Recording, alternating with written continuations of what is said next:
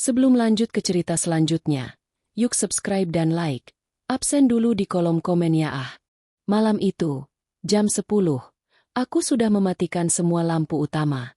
Hanya cahaya remang-remang dari lampu tidur di samping ranjang yang menemani. Di luar, Desember seperti menyelimuti Depok dengan hawa dingin yang menusuk, ditambah rintik hujan yang kadang terdengar menampar jendela kaca. Sejak menikah 4 tahun lalu dan pindah ke rumah kecil ini, ritme hidupku menjadi sangat tenang, nyaris membosankan. Sebuah ketenangan yang kubutuhkan setelah bertahun-tahun hidup dalam pusaran drama keluarga yang rumit. Namaku Laras. Aku bekerja sebagai desainer grafis lepas. Suamiku, Fajar, sedang berada di luar kota untuk urusan proyek besar, meninggalkan aku sendirian di rumah ini, ditemani keheningan yang kini terasa mencekam. Aku mencoba membaca novel tebal di tanganku, tetapi pikiranku terus melayang. Aku tidak bisa berhenti memikirkan Rina, adik iparku. Sudah 3 bulan sejak kami terakhir bertemu di acara pernikahan sepupu, dan suasana saat itu sudah terasa sangat tegang. Rina adalah istri dari Rio, kakak kandung Fajar. Hubungan kami, antara Laras dan Rina, sebenarnya baik-baik saja. Kami seumuran dan memiliki selera humor yang sama. Tapi pernikahan Rina, sayangnya, jauh dari kata ideal. Rio, secara terang-terangan, memiliki masalah pengendalian amarah dan masalah finansial yang selalu disembunyikan di balik citra keluarga sukses. 3 bulan lalu, saat reuni keluarga itu, aku melihat mata Rina. Matanya kosong, bukan lagi mata yang penuh keceriaan seperti yang kukenal. Di lengan kirinya, tersampir selendang tebal, padahal udara di dalam ruangan cukup hangat. Ketika aku bertanya tentang putranya, Gilang, Rina hanya menjawab singkat dan segera mencari alasan untuk pergi. Aku tahu ada yang disembunyikan, tetapi dalam hiruk-pikuk keluarga kami, ada aturan tidak tertulis. Jangan ikut campur urusan rumah tangga Rio. Aturan itu didiktekan, tidak lain dan tidak bukan, oleh ibuku. Ibuku dan ibu mertuaku, karena mereka besan, memiliki keterikatan kuat pada reputasi keluarga. Masalah Rio, seburuk apapun itu, harus tetap menjadi rahasia, tertutup rapat di balik dinding kemewahan yang mereka bangun. Nak, kadang menolong itu justru merusak, kata ibuku suatu kali saat aku mencoba mengungkit masalah Rina di telepon. Kalau Rio sudah memilih jalannya, biarkan. Jangan bawa masalah mereka ke dalam rumah tanggamu. Aku tahu maksud ibu. Ibu sangat protektif terhadap ketenangan yang akhirnya kurasakan.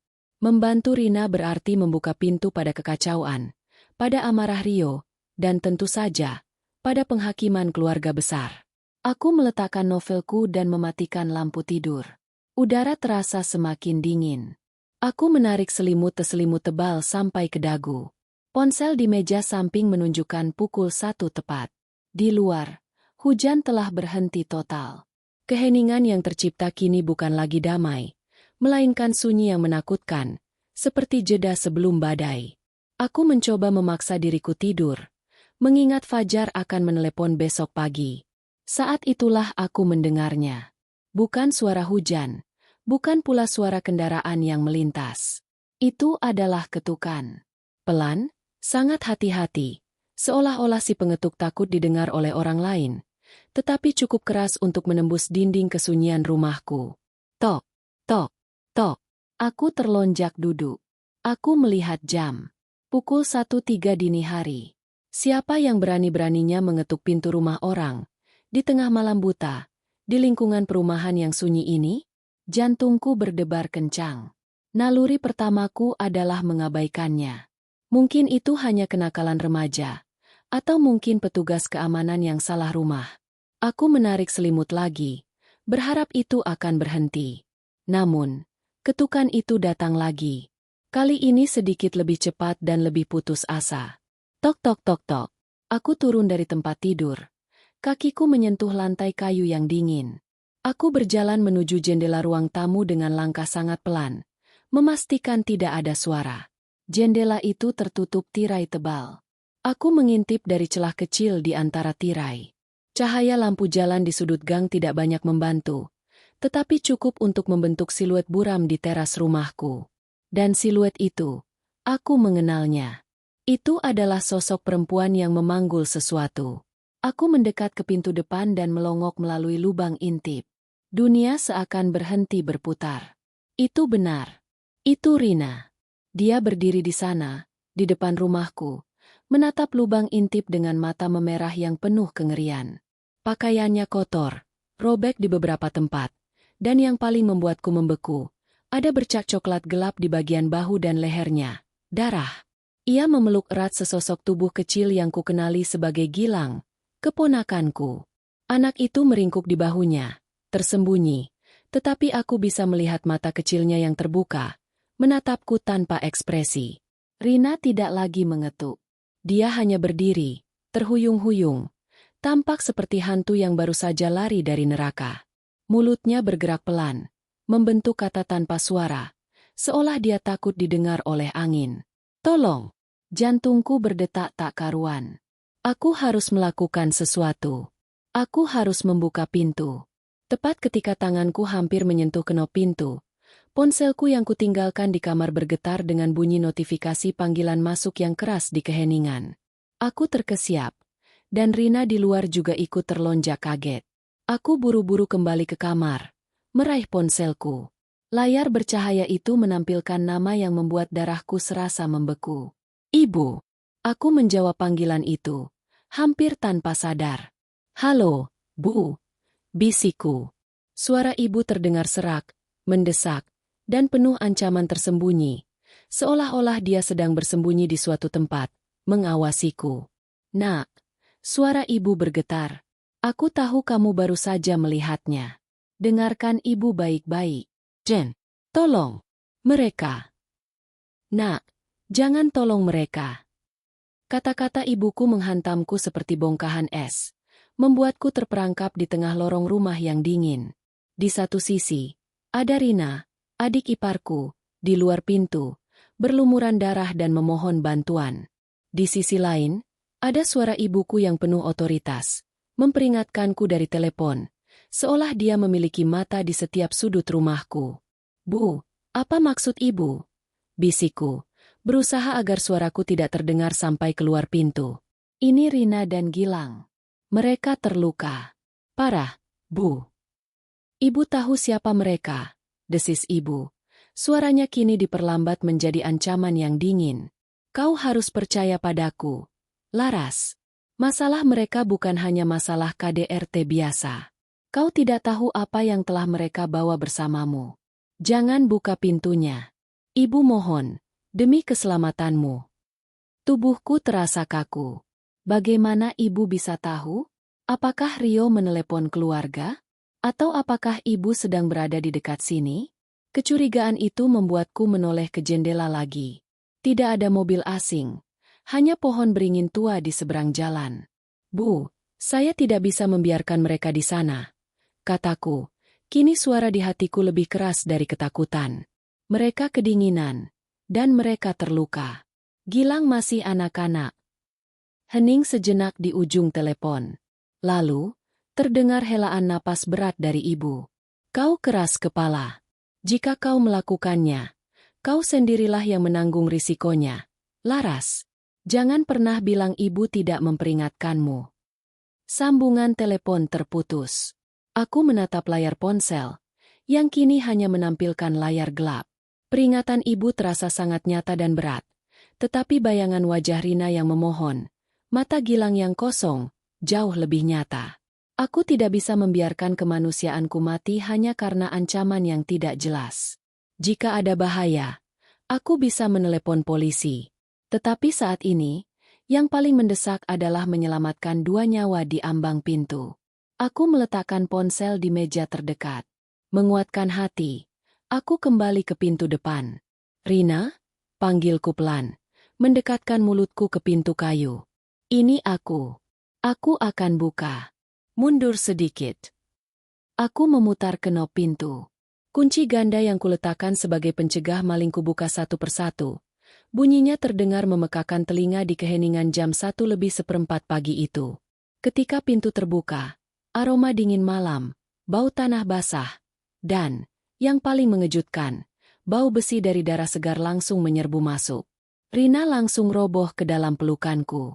Ia tidak memiliki tenaga lagi untuk berdiri. Aku menahan beban tubuhnya yang ringkih. Ya Tuhan, Rina! Seruku. Aku menariknya masuk dengan tergesa-gesa, menutup pintu secepat kilat, dan menguncinya dengan semua kunci yang ada. Pintu itu kubiarkan seolah-olah menjadi perisai terakhir kami dari dunia luar. Aku menyalakan lampu ruang tamu. Cahaya terang LED itu memaparkan pemandangan mengerikan yang sebelumnya tersembunyi dalam siluet. Rina tidak hanya terluka. Dia babak belur. Luka lebam berwarna ungu gelap menghiasi sisi kanan wajahnya, seolah dia baru saja dipukul benda tumpul. Bibir bawahnya pecah, dan darah sudah mengering di sudutnya. Luka paling parah berada di lengan kirinya. Ia merobek pakaiannya menjadi perban darurat, namun darah masih merembes di area dekat sikunya, merendam kain itu hingga lengket. Tapi yang paling menghancurkan adalah mata Rina. Mereka tidak menunjukkan rasa sakit fisik. Mereka menunjukkan ketakutan primal, ketakutan yang begitu murni hingga membuatku ikut menggigil. Gilang, putranya, masih berada dalam dekapan erat Rina. Anak laki-laki berusia sekitar 5 tahun itu tertutup jaket tebal yang kebesaran. Ketika Rina ambruk, Gilang berdiri kaku di samping ibunya. Wajahnya yang polos kini kusam. Dia sama sekali tidak menangis. Tidak ada suara. Dia hanya menatap lurus ke depan, ke arah dinding di belakangku, seolah ada sesuatu yang jauh lebih menarik daripada ibunya yang kesakitan. Masuk. Rina. Duduk. Kita obati lukanya. Aku berusaha menjaga suaraku tetap tenang dan mendominasi, menahan panikku sendiri. Aku membimbing Rina ke sofa. Ketika Rina duduk, aku dengan hati-hati melepaskan Gilang dari pelukannya. Gilang menurut. Dia duduk di ujung sofa, kakinya menggantung, masih menatap ke titik yang sama. Aku bergegas ke dapur, mengambil air hangat dan kotak P3K. Aku kembali, berlutut di depan Rina, dan mulai membersihkan luka di wajahnya. Siapa yang melakukan ini? Rin? Rio? Dia benar-benar. Rina menggenggam tanganku kuat-kuat. Genggamannya dingin, tetapi kuat. Jangan sebut namanya, Laras, bisiknya. Suaranya parau dan hampir tidak terdengar. Air mata akhirnya menetes dari matanya, membasahi lebam di pipinya. Tolong jangan panggil siapapun. Jangan tanya apa-apa. Tolong, biarkan kami istirahat sebentar saja. Kami hanya perlu tempat persembunyian. Tempat persembunyian dari siapa? Tanyaku. Kalau Rio yang melakukannya, kita harus segera panggil polisi. Rin, ini bukan hanya memar biasa. Bukan Rio, jawab Rina cepat, menggeleng. Bukan hanya dia. Ini lebih rumit.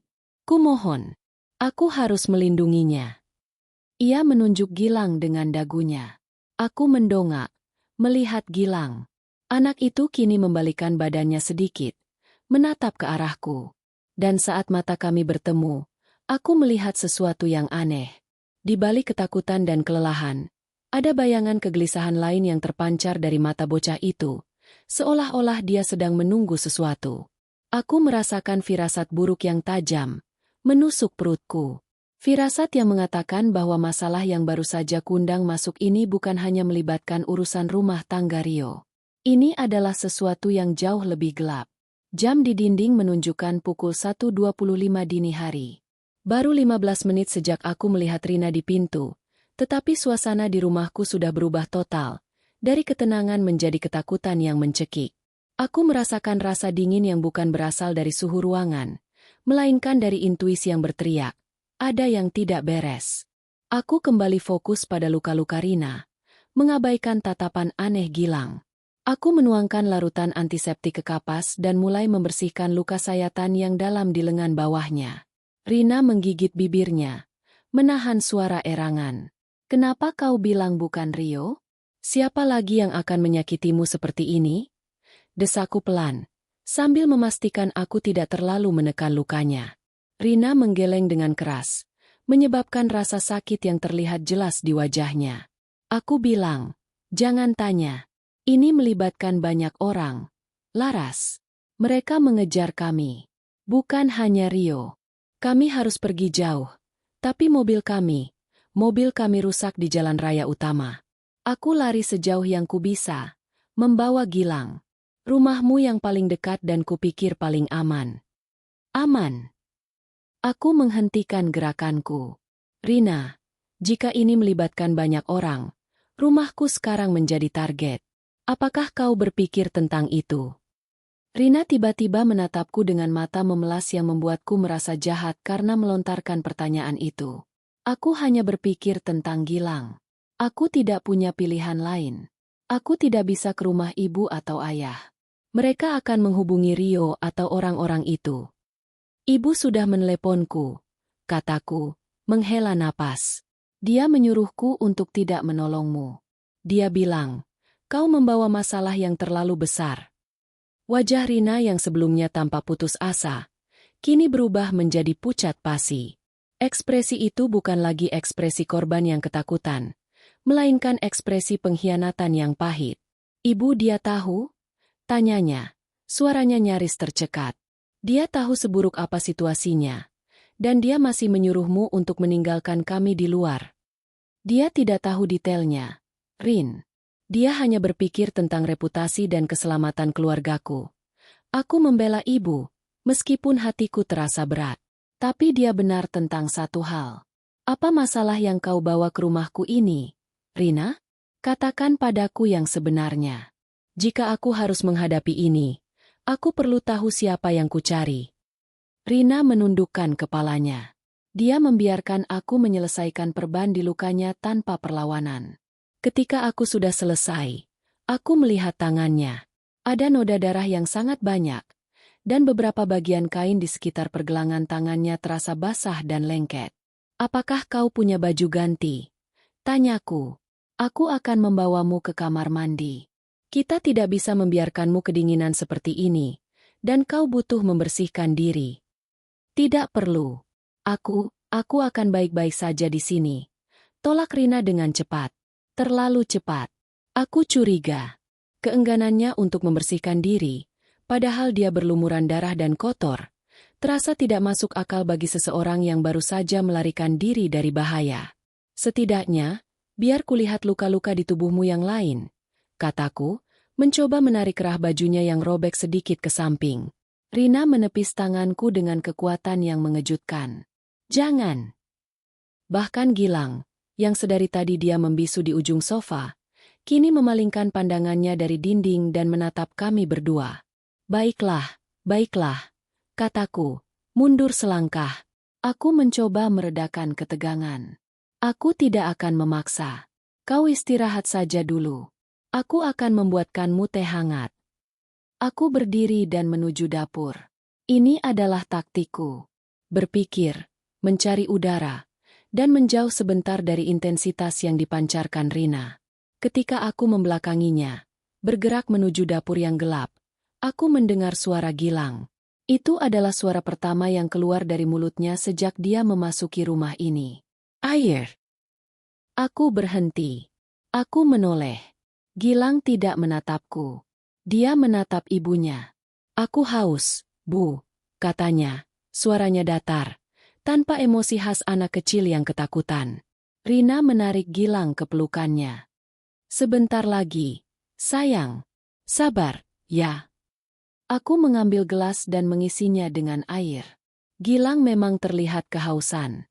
Aku membawakan air itu dan menyerahkannya langsung kepada Gilang. Gilang menerima gelas itu tanpa mengucapkan terima kasih. Tetapi saat dia mengangkatnya, aku melihat ada perban kecil yang melilit jari-jari tangannya. Kenapa jarimu diperban, Nak? Tanyaku lembut. Sebelum Gilang sempat menjawab, Rina menyambar gelas itu dari tangan putranya, meneguk air itu dalam beberapa tegukan besar. Tindakannya kasar dan terburu-buru. Dia jatuh saat kami lari, jawab Rina, terengah-engah. Hanya luka kecil.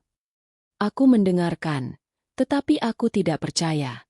Air mata, ketakutan, dan bahkan luka-luka Rina terasa nyata, tetapi seluruh perilakunya terasa seperti akting.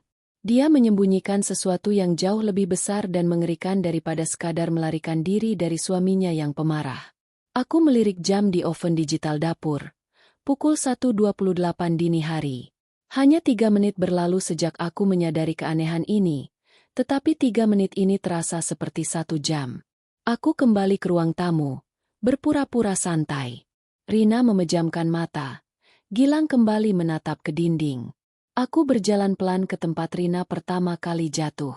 Aku membalikan karpet ruang tamu, seolah-olah untuk merapikannya. Di sana, di bawah karpet, aku melihat noda lengket yang lebih gelap dan tebal daripada darah kering. Aku menyentuhnya. Itu terasa seperti lumpur. Lumpur kering yang bercampur darah. Aku mengikuti jejak itu dengan mataku. Dari pintu masuk, ke sofa, dan berhenti di sana.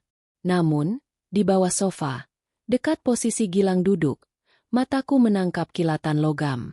Aku berlutut. Aku memasukkan tangan ke bawah sofa, meraba-raba benda itu.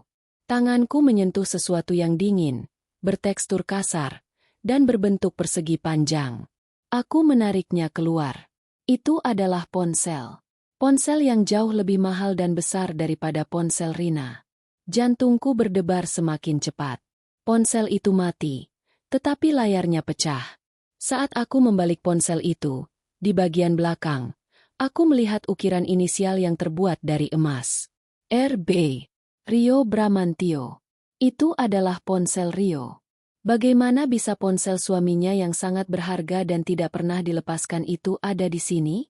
Rina bilang mobilnya rusak di jalan raya dan dia lari. Apakah Rio mengejarnya sampai ke teras rumahku? Atau apakah Rio ada di sini? Kini, rasa takut yang didorong oleh ancaman ibu dan kepanikan Rina berubah menjadi kengerian yang dingin. Jika Rina tidak ingin Rio ditemukan, mengapa dia meninggalkan barang bukti sejelas ini? Atau apakah dia secara sengaja meninggalkan ponsel ini di sini? Aku menoleh perlahan ke arah Rina dan Gilang.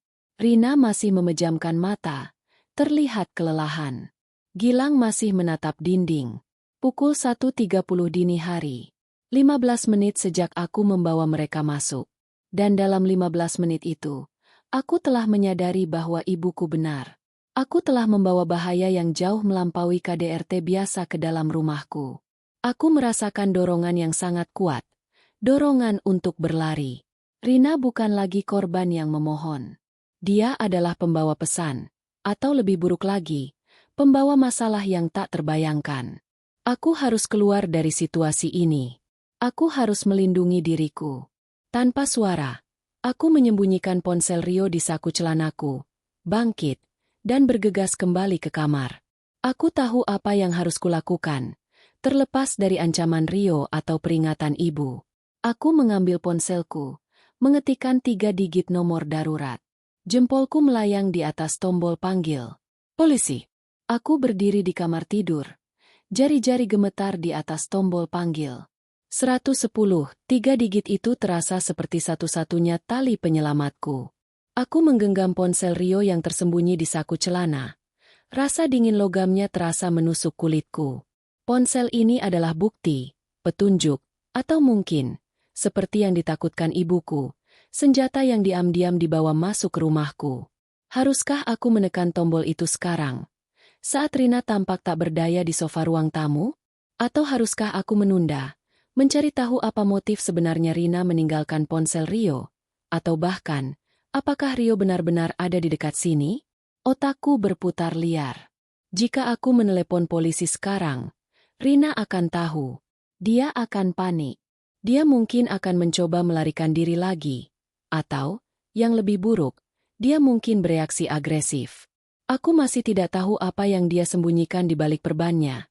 Atau apa yang menyebabkan ketakutan murni di matanya. Aku melirik kembali ke ruang tamu. Dari posisi berdiriku, aku bisa melihat bayangan Rina yang meringkuk di sofa dan Gilang yang kaku. Mereka tampak begitu rapuh. Peringatan ibu. Jangan tolong mereka. Kewajiban moral. Mereka adalah keluarga. Mereka berlumuran darah. Aku menarik napas dalam-dalam. Aku telah melawan peringatan ibu dan membuka pintu. Aku sudah membawa mereka masuk. Tindakan memanggil polisi haruslah dilakukan dengan bijaksana, bukan didorong oleh kepanikan.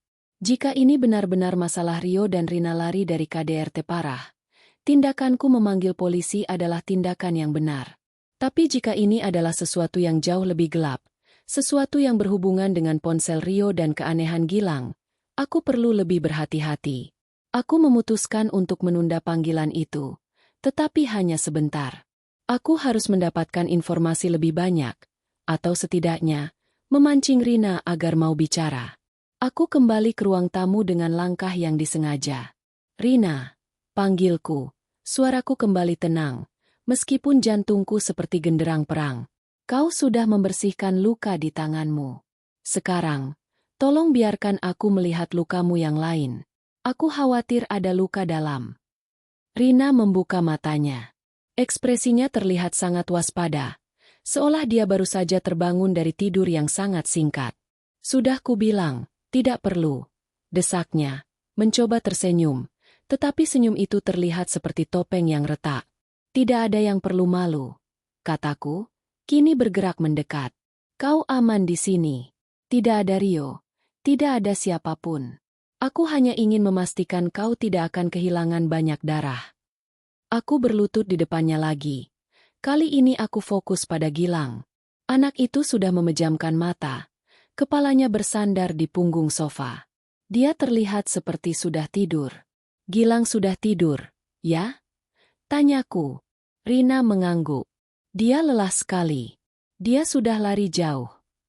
Aku memanfaatkan momen itu. Rin, aku menemukan ini di bawah sofa. Aku mengeluarkan ponsel Rio dan menunjukkannya. Aku melihat reaksi Rina dengan saksama. Aku mencari kepanikan, pengakuan, atau bahkan penyesalan. Reaksi Rina sangat cepat, tetapi aneh. Dia tidak tampak terkejut. Oh, katanya. Suaranya sangat tenang. Ponselnya Rio. Aku tidak sadar itu terjatuh. Dia pasti mencarinya sekarang. Tentu saja dia mencarinya. Tapi kenapa ponsel ini bersamamu? Rina? Kau bilang mobilmu rusak. Kau lari. Bagaimana mungkin kau membawa ponsel Rio? Bukankah seharusnya ponselnya ada di tangan Rio, dimanapun dia berada? Tuntutku, menahan frustrasi. Rina membuang pandangan. Dia melemparkannya ke arahku saat kami bertengkar di mobil. Aku menangkapnya, dan aku membawanya lari. Itu saja. Penjelasan itu terlalu sederhana, terlalu mudah. Rio tidak akan pernah melemparkan ponsel mewahnya yang penuh data bisnis. Rin, jujur padaku, kataku, kini dengan nada yang lebih keras. Apakah kau meninggalkan Rio? Apakah kau kabur karena pertengkaran? Atau karena kau melakukan sesuatu padanya? Saat aku melontarkan tuduhan itu, Rina tiba-tiba membungkuk ke depan. Wajahnya mendekat ke wajahku. Matanya yang merah menatapku tajam. Aku mencium bau amis yang samar, bukan hanya bau darah kering, tetapi bau sesuatu yang lebih dalam. Aku harus melindungi Gilang, katanya. Suaranya kini kembali menjadi bisikan dingin, penuh tekad. Aku melakukan apapun yang harus kulakukan untuk melindunginya. Ia tidak mengonfirmasi, tetapi juga tidak menyangkal. Aku merasa dia telah mengakui sesuatu yang mengerikan. Rina mungkin saja telah menyakiti Rio. Atau lebih buruk, aku menjauh dari Rina. Keberanianku untuk menolongnya perlahan terkikis, digantikan oleh rasa takut yang mulai merayap naik dari perut hingga ke tenggorokan. Aku berdiri. Aku sadar aku tidak bisa lagi menunda. Aku sudah membawa mereka masuk. Aku sudah memberikan bantuan pertama. Dan sekarang aku tahu aku telah memasukkan diriku ke dalam bahaya yang nyata. Aku akan menyiapkan air hangat untukmu mandi, Rina. Kataku, memaksakan senyum yang tidak sampai ke mata. Kau harus membersihkan dirimu dan istirahat. Tidak perlu, Laras.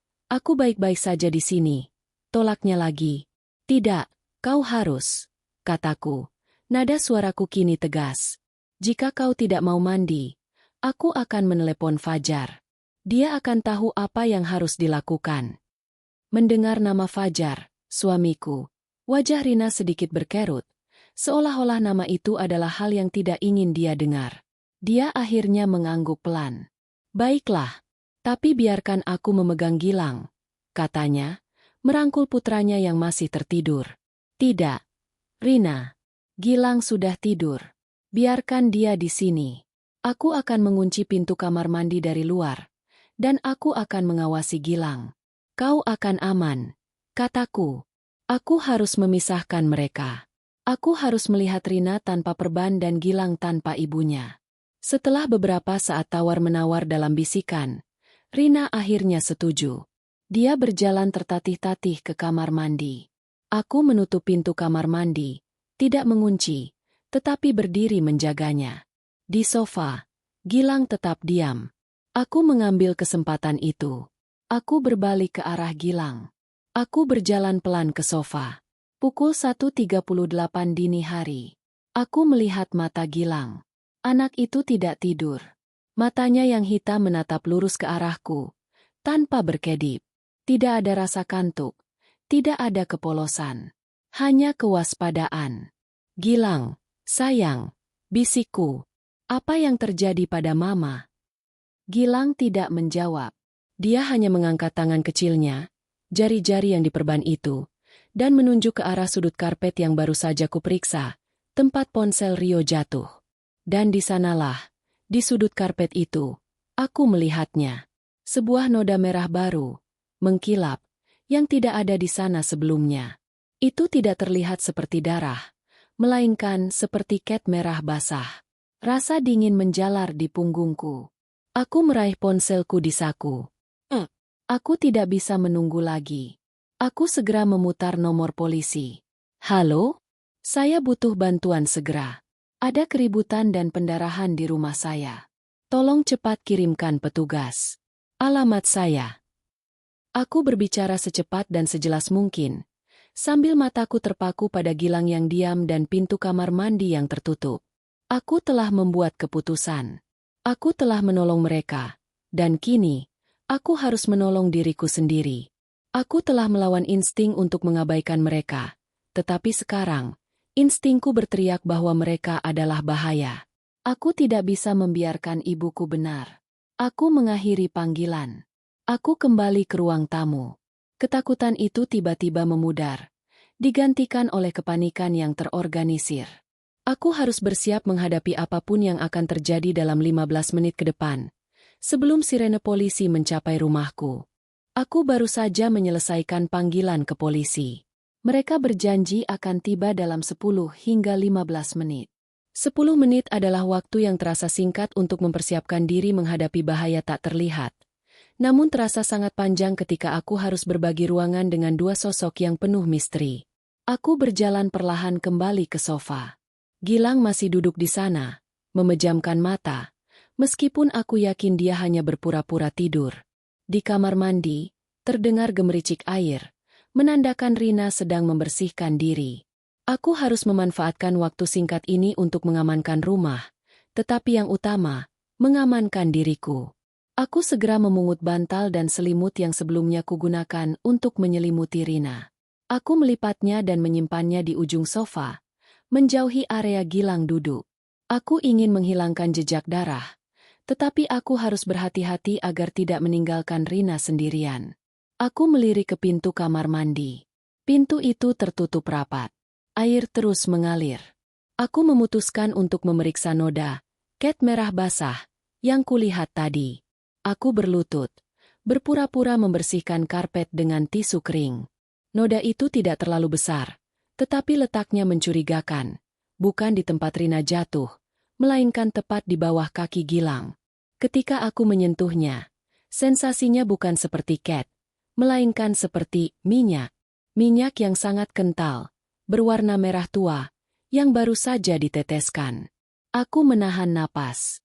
Bau anyir darah Rina yang baru kuelap terasa kuat. Tetapi noda ini tidak berbau apa-apa. Gilang, bisikku, melirik ke pintu kamar mandi lagi. Di mana Mama mendapatkan noda merah ini? Anak itu perlahan membuka matanya.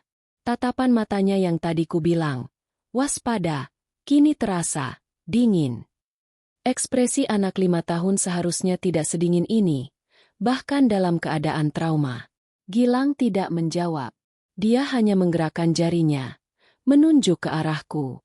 Aku mundur sedikit, terkejut. Ke arahku.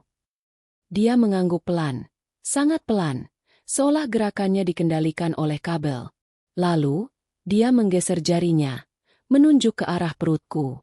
Perutku, tanyaku, apa yang ada di perutku? Gilang menunjuk, lalu ia tersenyum.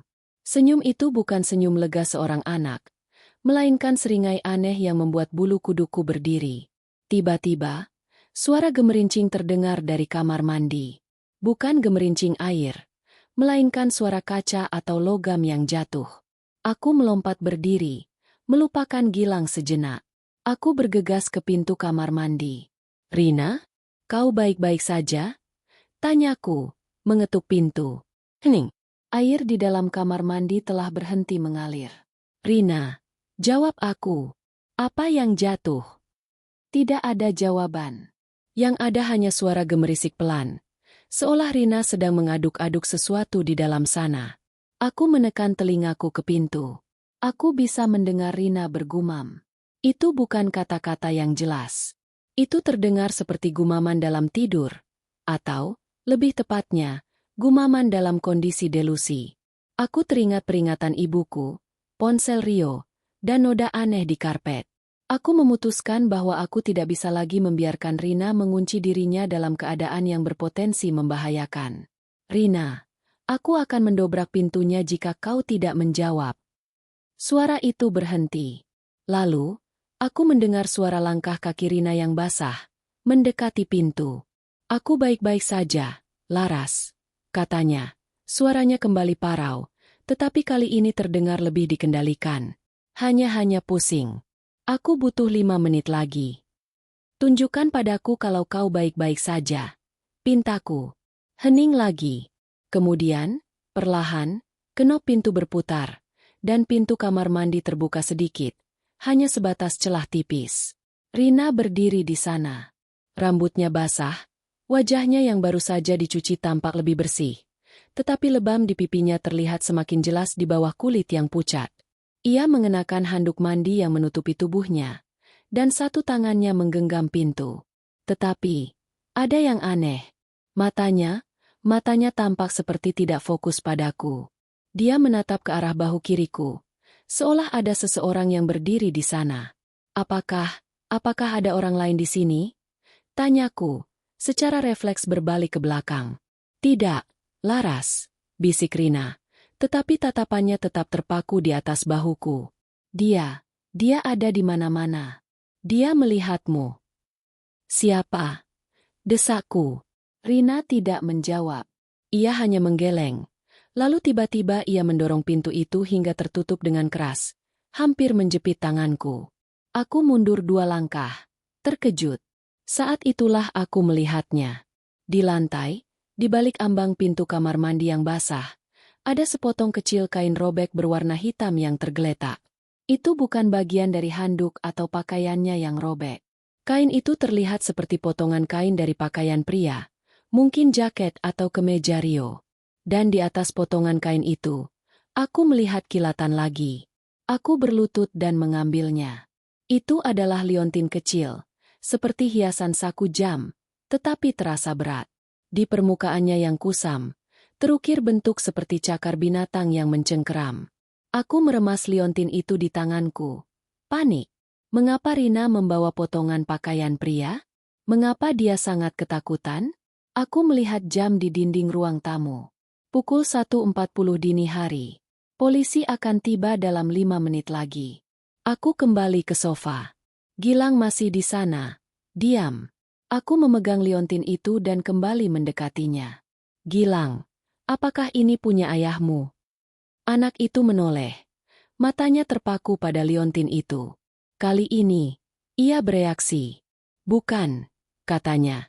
Suaranya sangat lirih. "Itu yang lain." "Yang lain? Maksudmu, yang mengejar Mama?" Gilang menggeleng. Dia kembali menatap ke arah dinding. Kemudian, tanpa suara, dia menggeser tubuhnya di sofa, mengarah ke jendela depan. Aku menyadari bahwa Gilang bukan hanya menatap dinding. Dia menatap keluar jendela.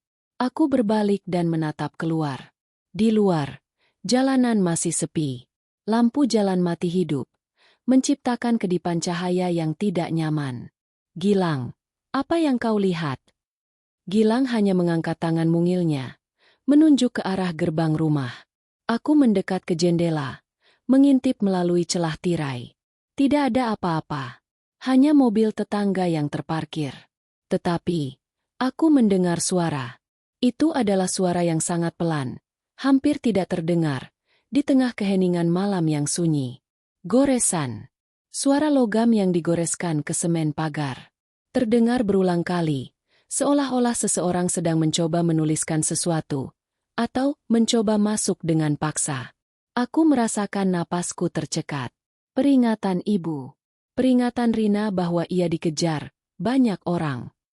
Tiba-tiba, suara Rina terdengar dari kamar mandi, tidak lagi parau, melainkan seruan histeris. Laras, jangan lihat di sana. Jangan. Terlambat. Aku sudah melihatnya. Di bawah cahaya lampu jalan yang berkedip, aku melihat bayangan di balik gerbang rumahku. Bayangan itu tinggi, kurus, dan bergerak-gerak seperti cacing. Dan yang paling mengerikan, bayangan itu seolah tahu bahwa aku sedang mengintip. Bayangan itu berhenti menggores dan mulai melambai. Melambai ke arah jendela tempat aku berdiri. Aku menjatuhkan liontin itu, berbalik, dan lari. Pukul 1.45 dini hari. Tepat 15 menit. Aku bergegas ke kamar tidur, meraih ponselku, dan meskipun aku sudah memanggil mereka, aku merasa harus memastikan.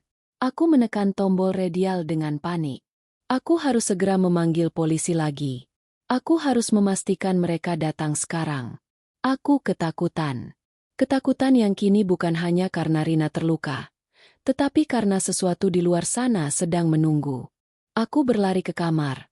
Jantungku berdetak seperti palu godam di tulang rusukku.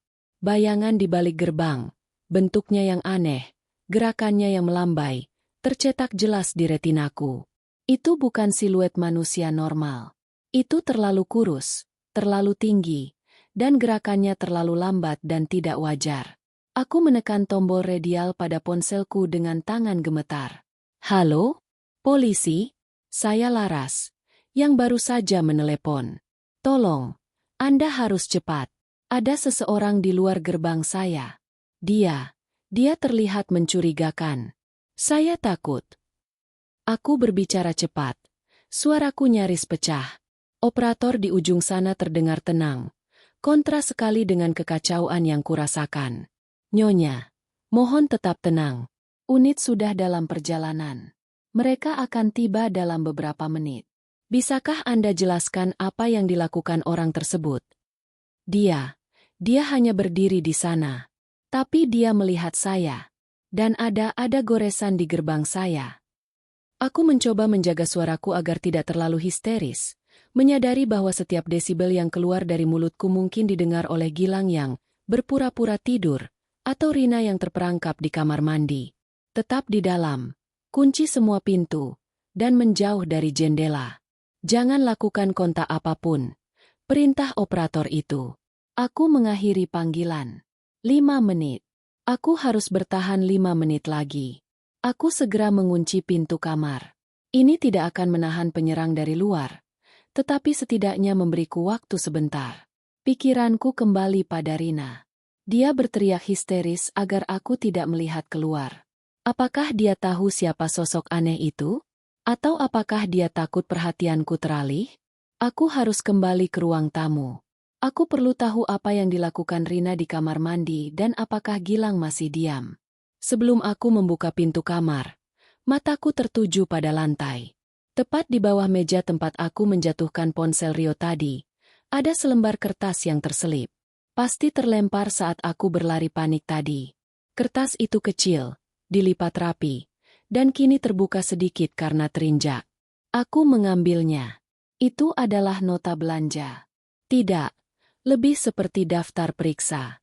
Tulisannya kecil dan tergesa-gesa. $1. Teks obat tidur kuat. Selesai. $2. Teks pakaian gelap. Selesai. $3. Teks pisau dapur. Hilang. $4. Teks mobil BPKH. Ambil besok pagi. $5. Teks tubuh, hapus total. $6. Teks Gilang, diam. Tanganku gemetar saat membaca poin terakhir. Gilang, diam. Itu bukan hanya sekadar catatan untuk menenangkan seorang anak. Itu adalah sebuah instruksi, sebuah perintah. Dan daftar itu adalah daftar perencanaan kriminal. Daftar itu tidak hanya mengubah Rina dari korban menjadi pelaku. Itu mengubahnya menjadi sosok yang jauh lebih dingin dan terorganisir daripada yang kubayangkan. Rina sudah merencanakan pelariannya. Dan yang paling menggangguku, pisau dapur, hilang? Apakah dia kehilangan pisau itu di rumahku? Apakah dia membawanya? Atau bahkan menggunakannya? Aku merasakan lonjakan adrenalin. Rina tidak hanya melarikan diri dari Rio. Dia melarikan diri setelah melakukan sesuatu yang mengerikan. Mungkin kepada Rio, mungkin kepada orang lain yang disebut BPKH. Aku kembali ke saku celanaku, meremas ponsel Rio. Ini semua terhubung. Aku menyembunyikan daftar itu di saku jaketku, memutuskan untuk menggunakannya sebagai bukti ketika polisi tiba. Aku harus tetap tenang. Aku tidak bisa membiarkan Rina tahu bahwa aku sudah membaca ini. Aku membuka pintu kamar perlahan, mengawasi ruang tamu. Pukul 1.48 dini hari. Aku kembali ke ruang tamu. Gilang masih di sofa, diam. Tetapi kini dia tidak lagi menatap dinding. Dia menatap lurus ke pintu kamar mandi. Dan dari kamar mandi, keheningan. Tidak ada lagi suara gemericik air. Tidak ada gumaman, tidak ada teriakan. Aku berjalan perlahan ke pintu kamar mandi. Rina, kau sudah selesai? Tanyaku. Kini suaraku terdengar kaku, tidak lagi bersimpati. Tidak ada jawaban. Aku memegang kenop pintu. Aku ragu sejenak. Jika aku membukanya dan Rina sudah bersenjata dengan pisau yang hilang, aku berada dalam bahaya besar. Tetapi jika aku meninggalkannya terkunci di sana, dan ia melakukan sesuatu pada dirinya sendiri atau mencoba kabur, aku akan kehilangan satu-satunya petunjuk. Aku memutar kenop pintu. Pintu itu terkunci.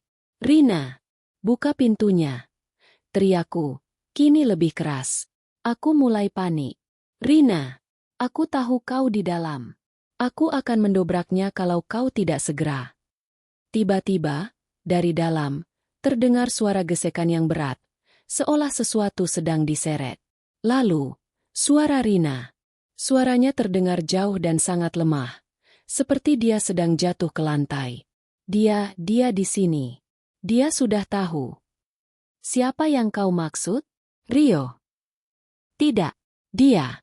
Yang ada di daftar itu. Dia mencari Gilang. Aku mundur selangkah. Kata-kata itu, daftar itu, dan bayangan di luar membuatku yakin bahwa aku tidak lagi berurusan dengan masalah keluarga biasa. Ini adalah sesuatu yang jauh lebih besar dan mungkin melibatkan sindikat, utang, atau bahkan pembunuhan.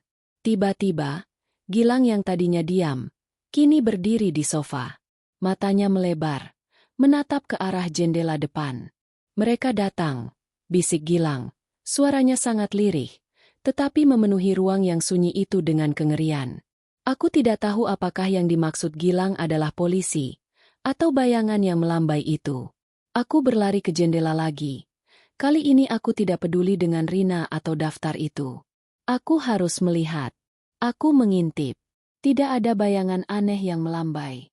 Tetapi, di luar gerbang, kini ada mobil yang berhenti. Mobil sedan hitam besar, tanpa lampu menyala. Dan dari mobil itu, perlahan keluar dua sosok pria berjas gelap. Mereka tampak profesional, dingin, dan mereka tidak terlihat seperti orang yang sedang mencari istri yang kabur. Mereka terlihat seperti orang yang datang untuk mengambil sesuatu yang penting. Mereka mulai berjalan perlahan, tidak terburu-buru, menuju gerbang rumahku. Tiba-tiba, di kejauhan, aku mendengar suara yang paling melegakan dan paling menakutkan yang pernah kudengar malam itu. Sirene polisi. Cahaya biru dan merah mulai memantul di kejauhan. Aku kembali menatap ke arah para pria berjas itu. Mereka juga mendengar sirene itu. Mereka berhenti sejenak, saling pandang. Wajah mereka tampak kesal, tetapi tidak panik. Mereka membuat keputusan cepat. Mereka berbalik, berlari kembali ke mobil, dan mobil sedan hitam itu melesat pergi, menghilang sebelum sirene polisi semakin mendekat. Mereka telah mundur. Tetapi mereka tahu di mana aku berada. Dan mereka tahu Rina dan Gilang ada di sini. Aku kembali ke kamar mandi. Rina tidak bergerak. Gilang masih di sofa, tetapi kini dia menangis. Akhirnya mengeluarkan suara anak kecil yang normal. Aku membuka paksa kunci pintu kamar mandi. Rina terduduk di lantai. Handuknya terlepas. Dia tidak telanjang. Dia mengenakan pakaian di dalamnya. Tetapi di atas perutnya, ada luka goresan yang sangat dalam dan baru. Di sampingnya, tergeletak pisau buah kecil dari dapurku. Mereka tahu, isaknya. Aku harus menghapus jejaknya. Aku harus. Tutup mulutmu, teriakku. Aku mengambil pisau itu dan melemparkannya jauh-jauh. Saat itu, lampu biru dan merah menyala di jendela ruang tamu. Polisi sudah tiba. Aku harus bergegas. Aku harus mengarang cerita yang masuk akal, atau memberikan kebenaran yang akan menyelamatkanku, Rina, dan Gilang. Cahaya biru dan merah dari mobil patroli kini menyapu ruang tamu, menari-nari di dinding dan lantai, menambah kekacauan visual dalam suasana yang sudah kacau. Sirene meraung keras, memecah keheningan malam dan, anehnya, memberikan semacam fokus yang dingin padaku. Pisau, catatan, ponsel, 3 barang bukti yang bisa menjerat Rina, atau sebaliknya, menyelamatkan kami berdua. Aku menjauh dari pintu kamar mandi, tempat Rina terisak, dan dengan refleks cepat, aku bertindak. Langkah 1. Menghilangkan senjata. Pisau buah kecil yang baru saja kugunakan untuk mengiris apel tadi sore, kini tergeletak di dekat kaki Rina, berlumuran darah segar dari luka goresan yang sengaja ia buat di perutnya. Aku segera mengambil pisau itu. Aku tidak bisa membiarkan polisi menemukannya di samping Rina. Itu akan terlihat seperti percobaan bunuh diri, atau lebih buruk, senjata yang siap digunakan. Aku berlari cepat ke dapur, membuka laci peralatan masak, dan menyembunyikan pisau itu di tumpukan pisau lainnya. Langkah 2. Mengamankan rahasia. Aku meremas kertas catatan yang kutemukan, daftar, obat tidur, pisau dapur, hilang, Gilang, diam, di saku jaketku, lalu meraba ponsel Rio. Benda-benda ini terlalu rumit, terlalu cepat. Jika aku menyodorkannya sekarang, polisi akan mengalihkan fokus dari keselamatan fisik Rina ke investigasi kriminal yang lebih dalam, dan mungkin saja, Rina akan menyangkalnya, membuatku terlihat seperti orang gila. Aku butuh waktu untuk berpikir dan menyusun narasi. Ponsel Rio dan daftar itu kumasukkan lebih dalam ke saku. Aman. Langkah 3. Mengatur panggung. Aku kembali ke kamar mandi. Rina masih duduk di lantai, bersandar di kloset, memeluk lututnya. Luka di perutnya dangkal, tetapi darah menetes ke handuk yang kini ia kenakan lagi. Gilang, kini benar-benar menangis keras di sofa. Tangisan yang membuatku lega. Itu adalah suara ketakutan anak normal, bukan lagi keheningan yang menyeramkan. Rina, dengarkan aku, bisikku, merendahkan diri ke hadapannya. Polisi sudah di sini. Aku akan membuka pintu. Kau harus tenang. Kita hanya akan mengatakan ini adalah KDRT yang parah. Suamimu yang melakukannya. Kau lari. Kau terluka saat melarikan diri. Dan kau panik di kamar mandi dan melukai diri sendiri. Mengerti? Aku tahu ini adalah kebohongan yang cacat. Tetapi ini adalah cerita yang paling cepat dan paling mudah diterima oleh petugas pertama. Mata Rina yang basah menatapku. Dia mengangguk pelan. Setuju.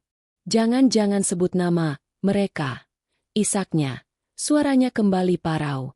Aku tidak akan menyebut apapun, kecuali Rio. Janjiku.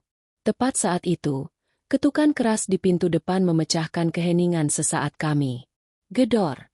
Gedor. Polisi. Buka pintunya. Kami mendengar kegaduhan di dalam. Aku menoleh ke Gilang yang kini merangkak turun dari sofa, menangis histeris. Aku berlari menghampirinya, meraihnya, dan memeluknya. SSTT kita aman. Nak, polisi sudah datang. Bisikku. Aku melihat tangisan Gilang, dan aku menyadari bahwa di mata para petugas, aku harus terlihat seperti pahlawan, bukan kaki tangan kriminal. Aku berjalan ke pintu depan. Tanganku meraih kunci ganda. Tunggu sebentar, saya akan buka, teriakku. Aku membuka kunci pertama, lalu yang kedua, lalu kunci pintu utama. Udara dingin malam kembali menyergap, dan kali ini, diikuti oleh suara langkah kaki yang berat dan teriakan instruksi. Pukul 1.50 dini hari. 2 petugas polisi berseragam memasuki rumahku dengan cepat. Salah satunya adalah wanita berambut pendek, dan yang lainnya adalah pria tinggi dengan senter di tangan. Angkat tangan. Apa yang terjadi di sini? Bentak petugas pria itu, mengarahkan senternya ke seluruh ruangan. Saya yang menelepon. Pak, saya Laras, kataku, mencoba untuk terlihat kooperatif. Tanganku masih memeluk Gilang erat-erat. Gilang meringkuk di leherku. Petugas wanita melihat sekeliling. Matanya langsung tertuju pada kamar mandi dan noda darah di sofa. Ya Tuhan, ada korban di sini. Serunya. Ini adik ipar saya, Bu. Rina. Dia melarikan diri dari suaminya yang kasar, kataku cepat, sambil menunjuk Rina yang masih meringkuk di ambang kamar mandi. Dia tiba di sini 45 menit yang lalu, berlumuran darah. Dia melukai dirinya sendiri karena panik.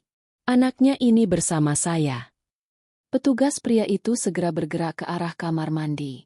Hubungi ambulans sekarang. Segera. Petugas wanita berjongkok di hadapanku. Anda tidak terluka, Nyonya Laras.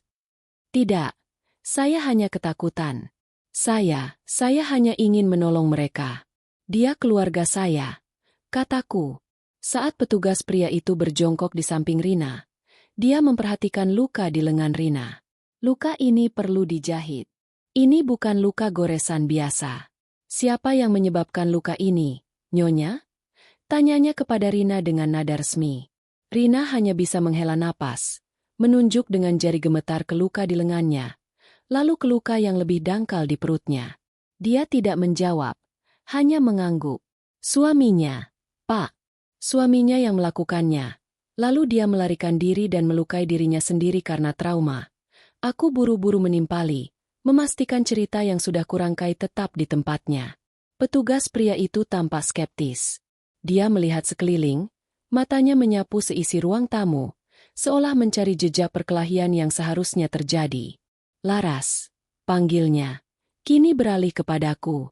Kami mendapat laporan tentang seseorang yang mencurigakan di luar gerbang Anda. Apakah dia ada di dalam? Aku merasakan perutku melilit. Mereka tidak hanya datang karena laporan KDRT, tetapi juga karena laporan orang asing yang melambai-lambai. Tadi saya melihat bayangan aneh di luar gerbang. Saya takut itu dia, suami Rina. Tapi mobil itu pergi saat sirene kalian terdengar. Kataku, menghindari menyebut pria berjas hitam atau bayangan aneh. Aku harus membuat mereka percaya bahwa semua kegaduhan ini adalah ulah Rio. Petugas wanita kini mencoba menenangkan Gilang. Siapa nama anak tampan ini, Bu? Gilang, jawabku. Tiba-tiba, Gilang yang tadinya menangis, mendongak. Tangisannya mereda menjadi isak-isak. Dia menatap petugas wanita itu. Ayah tidak mau main lagi, katanya. Suaranya lirih. Petugas wanita itu mengerutkan kening, mencoba menafsirkan ucapan anak kecil yang traumatis. Ayahmu di mana, Nak? Gilang menunjuk, bukan ke pintu atau ke jendela. Dia menunjuk lurus ke arahku. Jantungku terhenti. Apa maksudnya? Ayahnya tidak mau main lagi denganku? Rina yang mendengarnya, tiba-tiba mengeluarkan rintihan yang keras, histeris. Dia mencoba bangkit, tetapi petugas pria menahannya. Diam. Jangan bicara lagi. Rina, jangan. Teriaknya. Petugas polisi saling pandang. Mereka mulai menyadari bahwa kasus ini jauh lebih rumit daripada pertengkaran rumah tangga biasa. Keberadaan Rina yang histeris, Gilang yang traumatis, dan keanehan di sekitarnya menciptakan teka-teki. Aku harus mengendalikan situasi ini. Aku mendekap Gilang, membalikan badannya menjauh dari pandangan polisi. Mohon maaf, Pak, Bu. Rina sangat trauma, dan Gilang tidak mengerti. Tolong, bantu saja Rina. Dia butuh rumah sakit. Pintaku. Nadaku kembali memelas dan penuh kekhawatiran yang dibuat-buat. Petugas pria mengangguk. Dia mengeluarkan walkie-talkie-nya untuk memberikan laporan. Aku tahu, sekarang adalah waktu terbaik untuk menahan napasku dan menunggu ambulans. Aku telah menolong Rina, menentang ibuku. Dan aku telah memanggil polisi, bertentangan dengan firasat awalku. Sekarang, aku hanya bisa berharap bahwa kengerian yang telah kubawa ke rumahku ini tidak akan merusak hidupku selamanya. Aku hanya perlu melalui proses ini, mempertahankan cerita KDRT, dan menyembunyikan ponsel Rio serta daftar itu, setidaknya sampai aku bisa mengurai misteri di baliknya. Waktu seakan melambat. Sirene ambulans belum terdengar, dan dua petugas polisi itu, meskipun profesional, kini menyebar aura kecurigaan yang tebal di ruang tamu kecilku. Petugas pria, kusebut saja Bribka Tono, masih berada di dekat Rina di kamar mandi, menjaga agar dia tetap tenang. Petugas wanita, Aibda Sari, kini fokus padaku dan Gilang, mencatat detail luka dan mencoba mendapatkan keterangan dari anak itu. Nyonya Laras, mohon jelaskan lagi, kapan terakhir kali Anda melihat Rio, suami Rina? Tanya Aibda Sari, suaranya tenang, tetapi matanya menelusuri wajahku. Aku duduk di sofa. Gilang kini sudah tertidur dalam pelukanku, kelelahan setelah tangisan histerisnya. Sudah lama, Bu. Mungkin 3 bulan lalu. Tapi saya tahu Rio memang memiliki masalah emosi. Malam ini, Rina datang sekitar jam 1:45. Dia sendirian, berlumuran darah. Dia hanya mengatakan lari dari Rio. Aku berhati-hati untuk tidak menyebutkan peringatan ibu, pria berjas hitam, atau ponsel Rio. Dia melarikan diri dari mobil yang rusak, ya? Tanya Aibda Sari, mencatat. Begitulah katanya. Jawabku. Tiba-tiba, Bribka Tono mengeluarkan suara keras. Nyonya, apa ini? Aku menoleh. Bribka Tono mengangkat sepotong kecil kain hitam yang kuingat jatuh dari kamar mandi. Liontin logam aneh berbentuk cakar yang juga kulihat, masih tergeletak di lantai, di dekatnya. Itu mungkin dari pakaiannya yang robek, kataku, mencoba terlihat acuh tak acuh. Ini bukan kain katun, Nyonya. Ini kain jas, dan ini terlihat seperti jimat atau lambang tertentu, kata Bribka Tono, memperlihatkan liontin aneh itu. Apakah Rio mengenakan ini? Aku menggeleng, meskipun di dalam hati aku tahu itu tidak masuk akal. Rio selalu mengenakan pakaian desainer yang mencolok. Liontin ini terlihat kuno dan gelap. Saya tidak pernah melihat Rio memakai itu. Pak, mungkin itu milik orang yang menyerangnya. Rina, yang tadinya hanya terisak, kini tiba-tiba berteriak lagi dari kamar mandi. Suaranya dipenuhi histeria yang memilukan. Jangan sentuh itu. Jangan sentuh liontin itu. Jangan. Bribka Tono dan Aibda Sari saling pandang. Jelas, teriakan Rina telah mengkonfirmasi kecurigaan mereka. Kasus ini bukanlah KDRT sederhana yang selesai. Aku bergegas mendekat ke kamar mandi. Rina berdiri. Tangannya mencengkeram handuk. Luka di perutnya sedikit berdarah lagi. Rina, tenang. Mereka hanya mencoba membantumu. Desakku. Rina menatapku. Matanya memancarkan campuran rasa sakit fisik dan keputusasaan yang mendalam. Kau tidak seharusnya menelepon mereka, Laras. Bisiknya. Suaranya kini mengkhianatiku, penuh tuduhan. Kau melanggar janji. Kau akan membahayakan kita semua. Aku menelepon polisi karena kau terluka parah dan ada pria aneh di luar rumahku. Rina, aku mencoba melindungimu dan Gilang. Jawabku. Mencoba mempertahankan narasi penyelamatku. Kau tidak mengerti. Kau tidak tahu apa yang telah kulakukan. Rina mundur selangkah. Tiba-tiba, dia mencoba lari. Bribka Tono dengan sigap menahannya. Tenang, Nyonya. Anda tidak bisa lari. Anda butuh bantuan medis. Saat Rina melawan, tangannya mencengkeram lengan Bribka Tono. Matanya terfokus padaku. Itu bukan tatapan amarah. Itu adalah tatapan memohon, hampir seperti perpisahan. Maafkan aku, Laras, bisiknya. Suaranya tenggelam dalam perlawanan. Aku harus membawa dia bersamaku. Dia? Siapa yang dia maksud? Gilang? Aku melihat ke sofa. Gilang masih tertidur pulas. Aku merasa lega, tetapi kata-kata Rina terasa dingin di telingaku. Tepat pada saat itu, ponselku bergetar lagi di saku celanaku. Ponselku sendiri, bukan ponsel Rio. Aku mengeluarkannya. Ibu. Aku ragu-ragu untuk menjawab. Aku sudah berjanji pada Rina bahwa aku tidak akan menyebut nama mereka. Tetapi kata-kata ibu yang terakhir, kau sendirilah yang menanggung risikonya, kini terasa seperti ramalan yang menjadi kenyataan. Aku tidak bisa menjawab. Aku membiarkan panggilan itu mati. Nyonya Laras, siapa yang menelepon Anda? Apakah ada anggota keluarga lain yang tahu? Tanya Aibda Sari. Ibu saya. Dia khawatir. Saya belum sempat memberitahu detailnya. Jawabku. Saat Rina sudah berhasil ditenangkan oleh Bribka Tono, suara ambulans akhirnya terdengar, mendekat dengan cepat. Cahaya sirene kini benar-benar memenuhi ruang tamu. Petugas medis bergegas masuk. Mereka segera memeriksa Rina, memberikan pertolongan pertama pada luka-lukanya. Mereka memberinya penenang agar dia berhenti melawan. Luka-luka ini sangat dalam. Kita harus segera membawanya, kata salah satu para medis. Saat Rina diangkat ke atas tandu, matanya yang setengah terpejam menatap lurus ke arahku. Ponsel. Bisiknya. Sangat lemah. Ponsel kembalikan. Dia tidak mengatakan, ponsel Rio. Dia hanya mengatakan, ponsel. Aku pura-pura tidak mendengar. Ketika Rina dibawa keluar, Aibda Sari mendekatiku lagi. Nyonya, kami akan membawa Rina ke rumah sakit dan Gilang akan kami bawa ke kantor sebentar untuk dicatat. Setelah ini, tim forensik akan datang untuk mengambil sampel darah dan sidik jari. Tim forensik?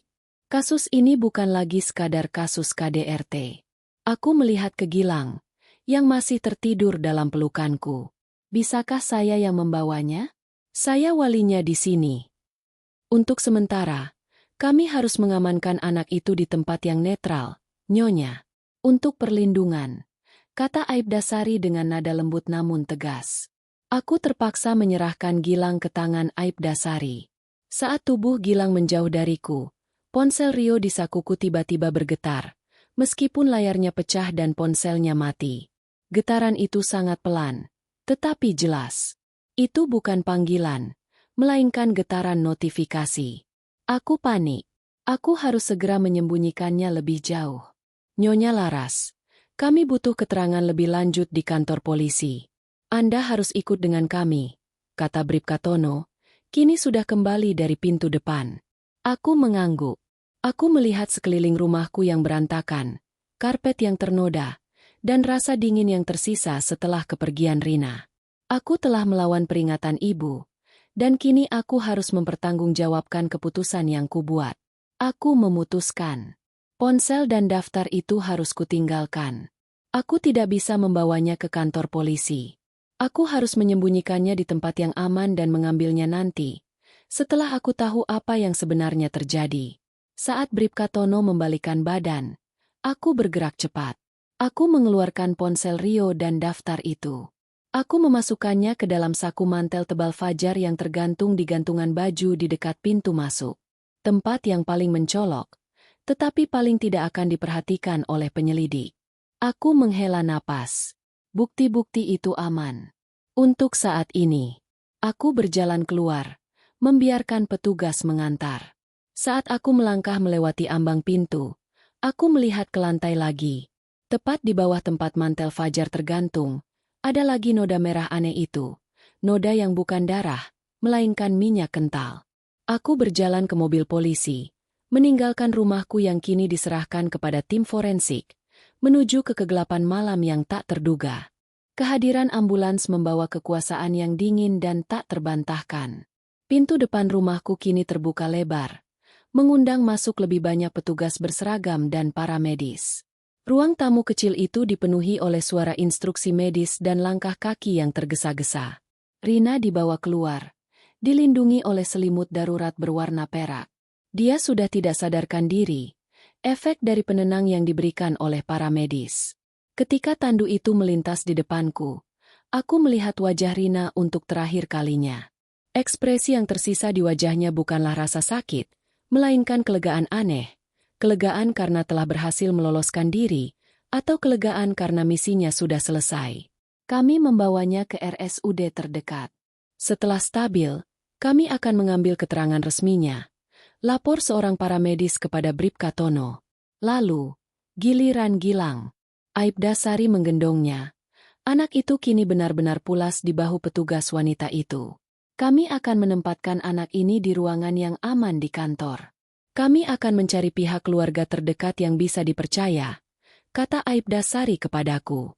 Saya walinya, kataku. Nadaku penuh desakan. Saya bibinya. Mohon, jangan serahkan dia pada orang lain. Aibda Sari menatapku dengan mata lelah tetapi penuh empati. Kami mengerti, Nyonya. Tapi untuk saat ini, kami harus mengikuti prosedur perlindungan anak. Aku mengangguk pasrah. Perpisahan dengan Gilang terasa penting. Aku mendekat, mencium keningnya yang hangat. Saat itulah aku merasakan sesuatu yang dingin dan keras di saku Aibda Sari. Liontin berbentuk cakar yang tadi ditemukan Bribka Tono. Liontin itu kini telah diamankan sebagai barang bukti. Setelah Gilang dan Rina dibawa pergi, suasana di rumah menjadi lengang, kecuali kehadiran Bribka Tono. Beberapa saat kemudian, sebuah mobil putih polos tiba, tim forensik. Nyonya Laras, sebelum kami mengamankan rumah ini sebagai tempat kejadian perkara, Bribka Tono menekankan kata-kata itu. Anda harus ikut ke kantor. Anda adalah pelapor, saksi, dan satu-satunya yang ada di lokasi. Kami harus mencatat semua keterangan. Aku mengangguk. Aku memandang ke arah gantungan mantel Fajar di dekat pintu. Di dalam saku mantel Nafi itu, ponsel Rio dan daftar rencana Rina tersembunyi. Mereka aman dari pandangan pertama. Tetapi bagaimana jika tim forensik menemukannya? Aku harus meyakinkan Bribka Tono bahwa tidak ada hal penting yang tertinggal.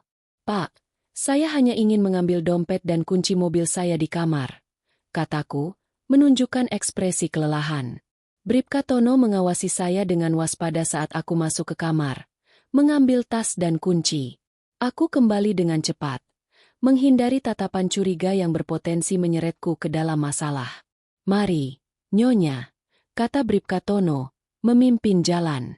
Aku melangkah keluar dari rumahku sendiri, meninggalkan kekacauan dan misteri yang baru saja kuundang masuk. Pintu rumah ditutup oleh petugas forensik, dan segel pita kuning dipasang, mengubah rumah yang dulunya damai menjadi lokasi kejahatan yang terisolasi. Perjalanan singkat ke kantor polisi terasa seperti perjalanan melintasi batas dimensi.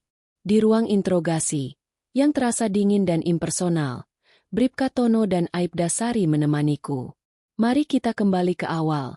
Nyonya Laras, suami Rina, Rio, adalah pelakunya. Itu narasi Anda, mulai Aibda Sari. Aku mengangguk mantap. Ya, dia kasar. Dia sering mengancam Rina. Rina lari, dan dia terluka parah. Dia takut suaminya menyusul. Lalu bagaimana Anda menjelaskan teriakan histeris Rina tentang liontin aneh itu? Dan mengapa anak itu, Gilang, menunjuk ke arah Anda dan berkata ayahnya, tidak mau main lagi? Tanya Bribka Tono, tatapannya tajam. Aku sudah mempersiapkan jawaban ini. Itu trauma, Pak. Rina mungkin menganggap liontin itu milik Rio, atau pengingat tentang penyiksaan. Dan Gilang, anak kecil yang traumatis bisa berkata apa saja. Mungkin dia menganggap saya adalah orang yang membawa ibunya pergi, atau dia bingung. Mereka baru saja melewati neraka. Dan tentang pria berjas hitam yang Anda laporkan? Rio, kah? Aku menggeleng. Saya tidak tahu. Tapi mereka pergi saat sirene kalian terdengar. Mungkin itu suruhan Rio untuk menjemput Rina secara paksa. Aibda Sari mengambil alih. Kami menemukan luka sayatan yang dangkal dan baru di perut Rina. Dia mengaku melakukannya sendiri karena panik, sesuai dengan cerita Anda. Tapi luka parah di lengan Rina, itu terlihat seperti perkelahian yang serius, bukan sekadar pukulan KDRT biasa. Apakah ada senjata yang digunakan? Saya tidak tahu, kataku, berusaha menjaga agar detak jantungku tetap stabil. Saya hanya melihat darah, dan saya panik. Rina tidak mengatakan apa-apa. Aku berbohong, menyembunyikan fakta bahwa aku sempat melihat pisau buah di sampingnya. Interogasi berlangsung selama 2 jam. Mereka memaksaku untuk mengisi semua celah cerita, mencatat setiap detail tentang hubungan Rio dan Rina. Ketika Bribka Tono meninggalkan ruangan, Aibda Sari mendekatiku. Nada suaranya berubah menjadi lebih personal. Laras, saya tahu Anda berbohong. Atau setidaknya, Anda menyembunyikan sesuatu, bisiknya. Perilaku Rina sangat tidak wajar. Dia bukan hanya korban. Tapi saya juga melihat ketakutan di mata Anda. Dan itu bukan ketakutan akan Rio. Itu ketakutan akan sesuatu yang lebih besar. Aku menatapnya. Bibirku tertutup rapat. Aku tidak bisa mengkhianati Rina. Tidak sebelum aku tahu seluruh ceritanya. Dan tidak sebelum aku tahu apakah mereka sudah pergi. Ponsel Rio adalah kuncinya. Saya hanya mengatakan yang sebenarnya. Bu, saya hanya ingin membantu keluarga saya. Kataku pelan.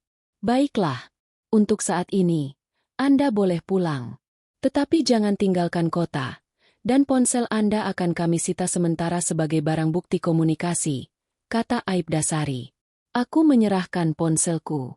Mereka telah menyita satu-satunya jalur komunikasiku. Aku dibebaskan pada pukul 4 dini hari. Di luar, fajar masih jauh, dan udara terasa dingin membeku. Tidak ada Fajar, suamiku. Tidak ada ibu yang menelepon. Aku sendirian, tanpa ponsel, tanpa keluarga, dan dengan segel polisi di pintu rumahku. Aku meminta diantar taksi ke sebuah hotel di dekat stasiun kereta. Aku tidak berani kembali ke rumah.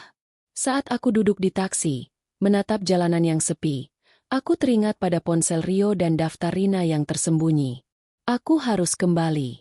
Aku harus mendapatkan bukti itu. Bukan untuk polisi, tetapi untuk diriku sendiri.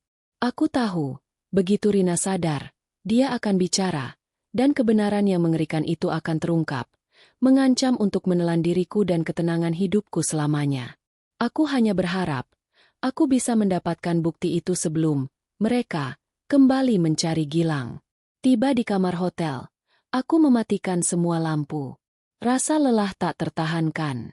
Tetapi saat aku memejamkan mata, aku hanya bisa melihat noda aneh berwarna merah seperti minyak kental di karpet, senyum dingin Gilang, dan bayangan kurus yang melambai dari gerbang rumahku. Malam itu, aku menyadari bahwa aku bukan hanya telah menolong Rina, tetapi aku telah terlibat dalam sebuah misteri kriminal yang sangat gelap, hanya karena aku membuka pintu pada jam 1 malam. Fajar mulai menyingsing, memulas langit timur dengan warna kelabu keputihan. Aku duduk di kamar hotel yang pengap, mengenakan pakaian yang sama dengan semalam, merasa lelah, tetapi tidak bisa tidur. Pukul 6 pagi, aku memutuskan untuk bertindak. Aku meninggalkan hotel dan meminta taksi untuk kembali ke perumahanku. Aku tahu rumahku disegel, tetapi aku harus mengambil 2 benda di saku mantel Fajar. Aku meminta sopir taksi berhenti di tikungan jalan, beberapa rumah sebelum rumahku. Aku berjalan kaki. Rumahku tampak sunyi, dikelilingi pita kuning polisi yang berkibar pelan tertiup angin pagi. Tidak ada petugas di sana, hanya keheningan yang dingin. Aku mendekat ke jendela ruang tamu. Melalui celah tirai yang sedikit terbuka, aku bisa melihat bayangan di dalam. Meja berantakan, dan noda darah di karpet tampak lebih jelas di bawah cahaya pagi yang lemah. Aku tahu aku tidak bisa masuk. Tetapi, aku melihat gantungan mantel Fajar. Mantelnya masih tergantung di sana. Dengan hati-hati, aku merogoh saku mantel itu melalui celah kecil di bingkai jendela yang sedikit bergeser. Jari-jariku meraba kain tebal, lalu menyentuh benda keras dan tipis, ponsel Rio dan daftar Rina. Aku berhasil. Aku segera kembali ke taksi dan memintanya mengantarku ke sebuah kafe 24 jam yang sepi. Di kafe, di bawah cahaya lampu neon yang terang, aku mengeluarkan dua benda itu. Pertama, ponsel Rio. Aku mencoba menghidupkannya, tetapi ponsel itu mati total, layarnya pecah. Aku teringat getaran notifikasi terakhir yang kurasakan. Aku membutuhkan pengisi daya. Kedua, daftar Rina. Aku membukanya lagi. Obat tidur kuat. Selesai. Pakaian gelap. Selesai. Pisau dapur. Hilang. Mobil BPKH. Ambil besok pagi. Tubuh. Hapus total. Gilang. Diam. Aku fokus pada poin 5. Tubuh. Hapus total. Dan poin 4. Mobil BPKH Haji. Tubuh siapa? Dan BPKH? Aku mengeluarkan ponselku yang satu lagi, ponsel lama yang kutinggalkan di tas, dan menyalakannya. Aku tidak bisa menghubungi Fajar atau ibu karena polisi mungkin mengawasi panggilan. Aku memutuskan untuk mencari informasi umum. Aku mencari nama Rio Bramantio di berita lokal. Tidak ada. Kemudian aku mencari BPKH Jakarta atau mobil BPKH. Hasilnya samar-samar. Aku harus menunggu ponsel Rio menyala. Aku meminjam pengisi daya dari pelayan kafe. Setelah 10 menit, layar ponsel Rio berkedip, menampilkan logo. Ponsel itu menyala. Layarnya retak, tetapi masih bisa digunakan. Aku langsung membuka riwayat pesan Rina. Pesan-pesan terakhir antara Rina dan Rio, 3 hari lalu, dipenuhi pertengkaran hebat tentang utang dan ancaman. Rio terlibat dalam bisnis yang tidak bersih, dan dia berutang sejumlah besar uang kepada seorang rentenir yang dikenal kejam. Aku menggulir ke bawah, melewati pesan-pesan pertengkaran. Lalu aku menemukan pesan terakhir yang dikirim Rina sebelum dia datang ke rumahku. Dikirim tepat pukul 00.55 pagi. Pesan itu ditujukan kepada nomor asing. Rina, dia sudah mati. Aku berhasil kabur. Tolong jangan biarkan dia mengambil Gilang. Aku menuju Laras. Balasan dari nomor asing, terkirim pukul 15 sedih. Bodoh, kau membawa masalah ke dalam lingkaran. Rio tidak mati, tapi kau sudah membunuh salah satu kaki tangannya.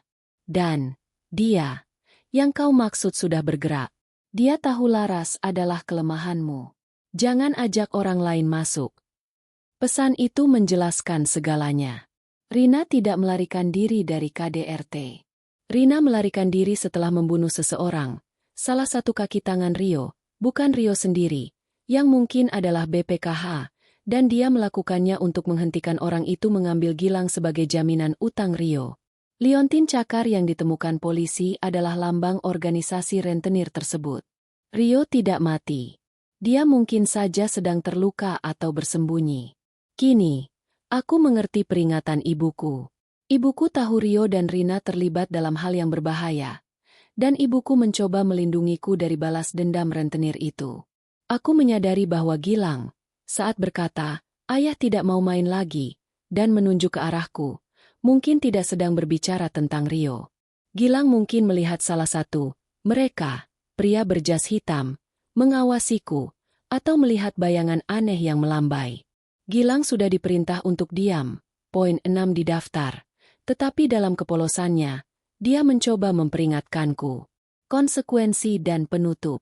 Aku menyembunyikan ponsel Rio. Aku tahu aku tidak bisa menyerahkannya kepada polisi begitu saja. Itu akan membuktikan bahwa Rina adalah pembunuh, dan itu akan mengikatku dengan Rio dan utangnya. Aku menghubungi Fajar yang kini sudah berada di bandara. Aku memintanya untuk segera pulang. Aku menjelaskan secara singkat, hanya menggunakan narasi KDRT yang kuserahkan pada polisi, tetapi aku menekankan bahwa Rio terlibat dalam utang besar. 2 hari kemudian, kebenaran mulai terungkap. Pihak kepolisian menghubungiku. Mereka telah menemukan mobil Rio, ditinggalkan di jalan raya utama, persis seperti yang Rina katakan. Di dalamnya, mereka menemukan jejak perkelahian serius. Namun, tidak ada mayat. Rina telah siuman. Dia tetap mempertahankan cerita KDRT. Dia menolak menyebutkan Liontin atau pria berjas hitam. Namun, cerita itu mulai retak. Luka di lengannya, yang Bribka Tono yakini bukan luka KDRT biasa, terbukti berasal dari pertahanan diri. Gilang diserahkan kepadaku dan Fajar setelah mediasi yang panjang. Anak itu diam, tetapi kini dia menempel padaku, seolah aku adalah satu-satunya pelindungnya. Aku tidak pernah menyerahkan ponsel Rio atau daftar itu. Aku menghancurkan daftar itu dan menyembunyikan ponsel Rio di tempat yang sangat rahasia. Kesimpulan, Rina diselamatkan, tetapi jiwanya rusak. Dia menghadapi tuntutan pidana atas perbuatan yang dia lakukan, tetapi polisi tetap fokus pada kasus KDRT yang dilaporkan. Rio tetap menghilang. Dia menjadi buronan, dikejar oleh polisi, karena utangnya, dan oleh rentenir. Aku, Laras, kembali ke rumahku yang sudah dibersihkan. Aku telah menolong Rina, tetapi aku membayar harga yang mahal. Aku tahu kejahatan telah masuk ke dalam rumahku, dan aku telah berbohong kepada polisi untuk melindungi keponakan dan diriku dari bahaya yang jauh lebih besar. Ketegangan tidak pernah benar-benar hilang. Setiap suara di malam hari membuatku menoleh ke jendela, teringat bayangan kurus yang melambai. Aku tahu, dengan ponsel Rio dan Gilang bersamaku, aku kini berada dalam radar mereka. Ketenangan di jam 1 malam telah hilang. Aku telah menolong Rina, menentang ibuku, tetapi dengan harga yang tidak terbayangkan. Aku tidak hanya menyelamatkan nyawa, aku juga mewarisi misteri yang mematikan. Tamat.